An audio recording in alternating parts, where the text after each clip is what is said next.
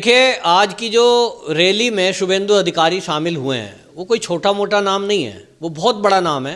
शुभेंदु एक ऐसे छवि के व्यक्ति हैं, वो बहुत अच्छी छवि उनकी है और लोग कह रहे हैं कि हम तो ये देख रहे थे कि ये अगर आगे आते हैं तो मुख्यमंत्री इनको बनाया जाए।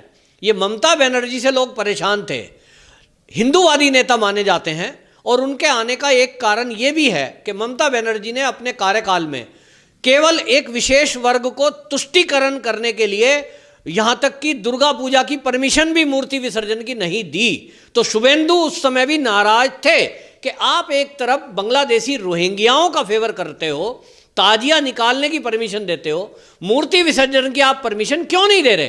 तो उस समय भी उनकी जबान बंद कर दी गई थी। वो कह रहे थे कि मैं अंदर अंदर ऐसी चीज़ों पे घुटन महसूस करता था कि कहीं भी ये इस तरह की बातें क्यों कर रही है, तुष्टीकरण की गुंडागर्दी इस प्रदेश में ख़त्म होने के बजाय और बढ़ती जा रही है। और वामपंथी दलों से हम परेशान थे, हमें विकल्प रूप में लोगों ने चुना, लेकिन हम पश्चिम बंगाल के लोगों को कुछ नया नहीं दे पाए और इसलिए कह रहे हैं कि मैं अंदर अंदर दुखी था। बीजेपी के अलावा और कोई ऑप्शन ऐसा नहीं दिख रहा है कि जिसके अंदर ये शक्ति हो कि वो टीएमसी को उखाड़ फेंके। और ज्वाइन करने के साथ ही उन्होंने कहा कि आज शुरुआत हो चुकी है टीएमसी के पतन की और आने वाले चुनाव में अगर टीएमसी 100 सीट भी ले आए तो ये अपने आप में बहुत बड़ी बात होगी। कि ये जो शुभेंदु अधिकारी हैं और जो आज और कई विधायक और सांसद भी आए हैं, उनके आने से पश्चिम बंगाल में एक अलग से खुशी का माहौल है। मतलब लोग इतने खुश हैं वहाँ, वो कह रहे थे चलो कोई तो एक लीडर ऐसा आया टीएमसी में कि जो ममता बनर्जी की गुंडागर्दी और तुष्टीकरण की नीति के विरोध में खड़ा हुआ। नमस्कार, स्वागत है आपका हमारे चैनल पर। मैं हूं आपके साथ शिप्रा सैनी। पश्चिम बंगाल में एक बड़ा तख्तापलट होने जा रहा है। गृह मंत्री अमित शाह ने आज पश्चिम बंगाल में रैली को संबोधित किया और पश्चिम बंगाल की मुख्यमंत्री ममता बनर्जी को निशाने पर लिया और उन्हें खुली चेतावनी दे दी है कि विधानसभा चुनाव आने तक पश्चिम बंगाल की मुख्यमंत्री ममता बनर्जी खाली हो जाएंगी। दरअसल वो इसलिए कहा क्योंकि टीएमसी के एक के बाद एक विधायक बीजेपी में शामिल हो रहे हैं और इसी पूरे मसले पर बातचीत करने के लिए हमारे साथ मौजूद है पवन त्यागी जी। पवन त्यागी जी, आपका बहुत बहुत स्वागत है हमारे चैनल पर।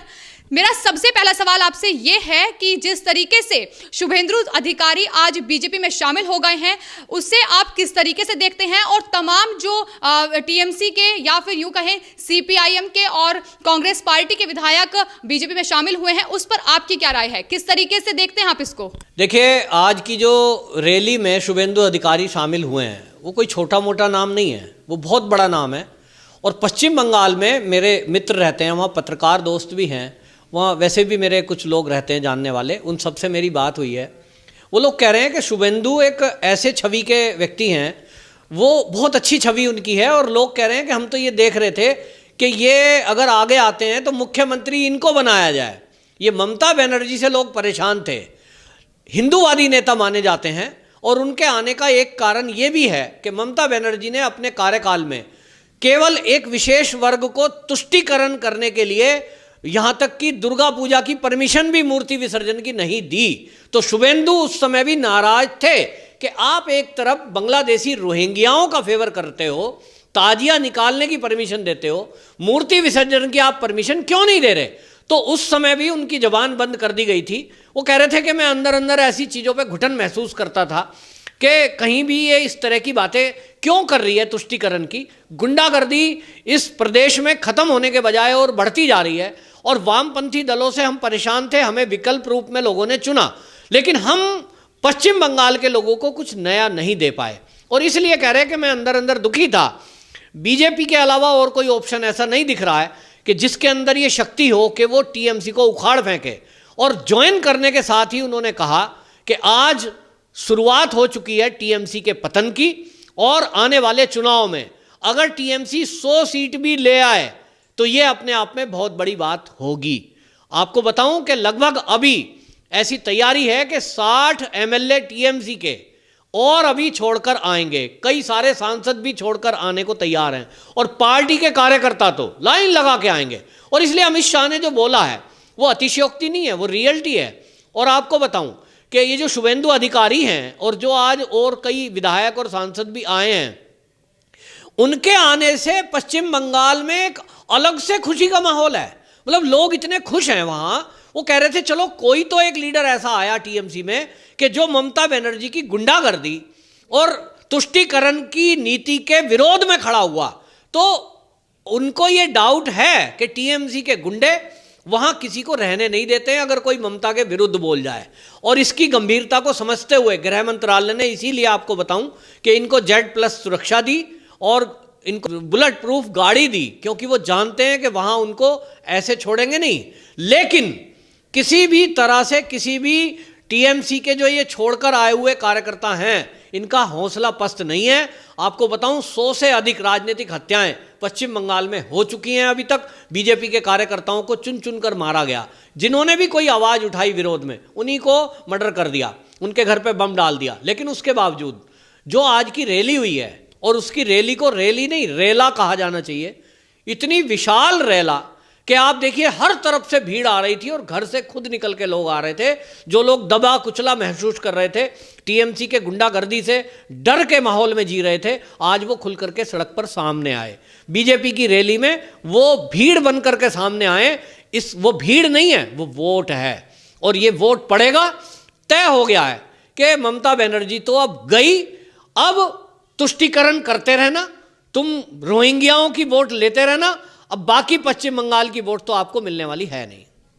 जैसा दूसरा सवाल ये भी उठ रहा है कि अब जो टीएमसी के नेता हैं वो दरअसल ये कह रहे हैं कि कांग्रेस जो टीएमसी है वो वायरस मुक्त हो गई है।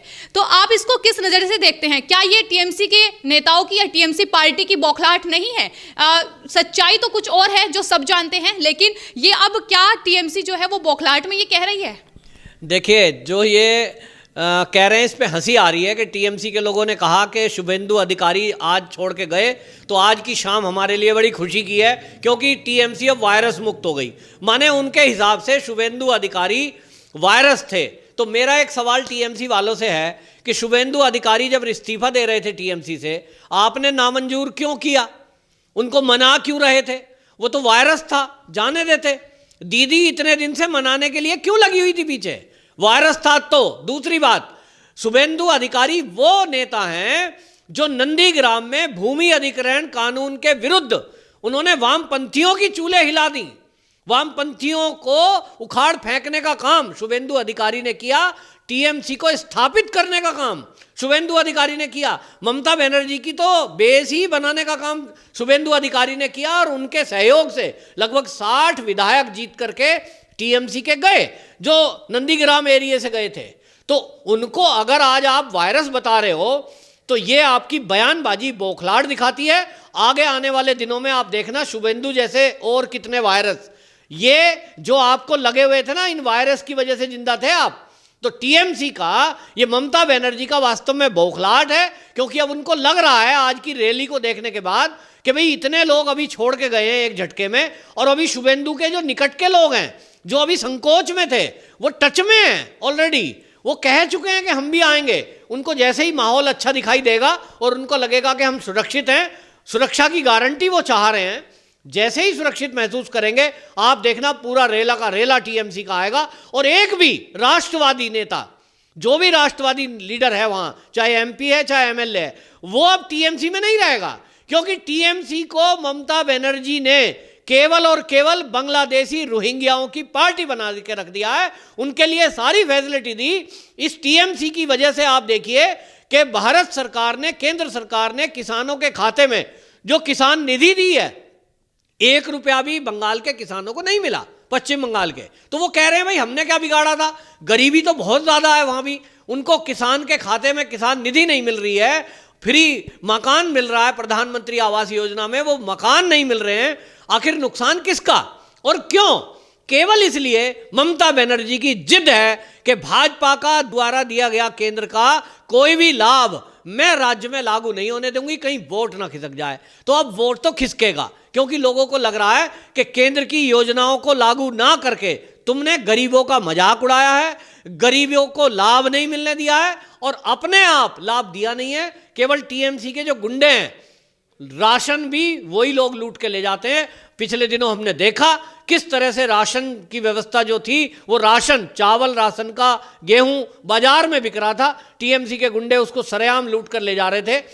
आम लोगों के पहुंचने का राहत कोरोना के काल में जो केंद्र से दी गई थी वो भी आम लोगों तक नहीं पहुंची। इससे लोग बहुत आहत हैं और अब बिल्कुल एक तरफा हो चुका है कि अब आने वाले समय में भाजपा ही भारी बहुमत के साथ राज्य में आएगी। कोलकाता में आप देखिए कि आम जनता इतनी परेशान है कि वहाँ ट्रैफिक का कंजेशन इतना है, उस कंजेशन में वहाँ मेट्रो नहीं बनने दी गई, वहाँ पर कोई नया डेवलपमेंट नहीं है और वहाँ पुल बन रहा है ममता बनर्जी के टाइम में तो वो पुल गिर जाता है। भ्रष्टाचार के कारण वहाँ कई सारी फैक्ट्रियाँ ऐसी जो लगी हुई थी, उद्योग धंधे, वो चौपट होते जा रहे हैं और इससे कोई नया उद्योग वहाँ लगाने को तैयार नहीं है क्योंकि टीएमसी के जो गुंडे हैं वो उगाही करते हैं ठीक उसी स्टाइल में जैसे वामपंथी की सरकारों में चल रहा था और इसलिए वहाँ के युवा बेरोजगार हैं और आज की रैली में वो युवा दिखाई दिया है क्योंकि उनको एक उम्मीद जगी है कि इस देश में मोदी सरकार एक ऐसी है जो युवाओं के लिए सोचती है, युवाओं के रोजगार के लिए सोचती है, उद्योग धंधों के लिए सोचती है और विकास करती है। पूरे देश में जो हाईवेज बने हैं, पूरे देश में जो बयार बही है विकास की, उससे कहीं ना कहीं पश्चिम बंगाल महरूम रह रहा है और इसलिए वहाँ की जनता भाजपा को लाने का मन बना चुकी है क्योंकि विकास और नौकरी वो तभी संभव है, उद्योग धंधे भी तभी संभव है जब भाजपा वहां राज्य में आएगी, वही टीएमसी की गुंडागर्दी को खत्म करेगी। कि जिस तरीके से केंद्र की योजनाओं को वहां लागू नहीं किया जा रहा है और जो भीड़ आज देखने को मिली कहीं ना कहीं वो यही भीड़ है, वे वहां गरीबी जो तबका है वो खासा परेशान है क्योंकि योजनाओं को लागू ना करके उनके खिलाफ जो जिस तरीके से ममता बनर्जी ने कदम उठाया है तो वो बेहद शर्मनाक है कि किस तरीके से वो केंद्र की योजनाओं को लागू नहीं कर रही है। वो भीड़ साफ तौर पर दर्शाती है कि इस बार वो ममता का साथ नहीं देंगे, उन्होंने बीजेपी का साथ चुन लिया है। आज की भीड़ ये साफ तौर पर बयां कर रही है। आपने इस पूरे मसले पर हमसे चर्चा की उसके लिए आपका बहुत बहुत धन्यवाद। देखिए, ममता बनर्जी का जो आम लोग हैं, गरीब लोग हैं, वो तो दुखी हैं ही,